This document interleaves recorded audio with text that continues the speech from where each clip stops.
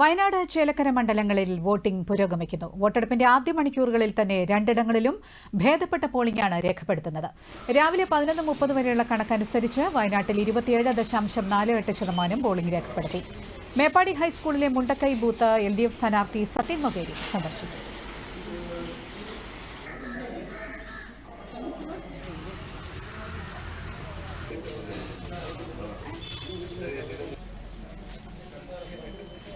ഞാൻ പരമാവധി ലോവർ ലെവലിൽ വർക്ക് ചെയ്തിട്ടുണ്ട്.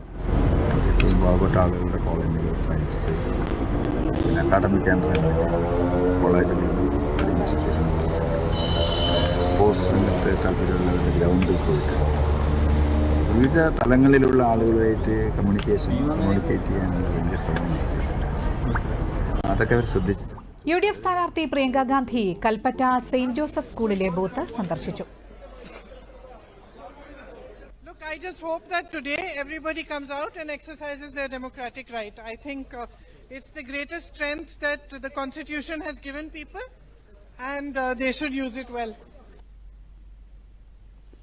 NDA സ്ഥാനാർത്ഥി നവ്യ ഹരിദാസ് മേപ്പാടി ഹയർ സെക്കൻഡറി സ്കൂളിലെ മുണ്ടക്കൈ സ്പെഷ്യൽ ബൂത്ത്, പുത്തുമല, ചൂരൽമലയിലെ ബൂത്തുകളും സന്ദർശിച്ചു.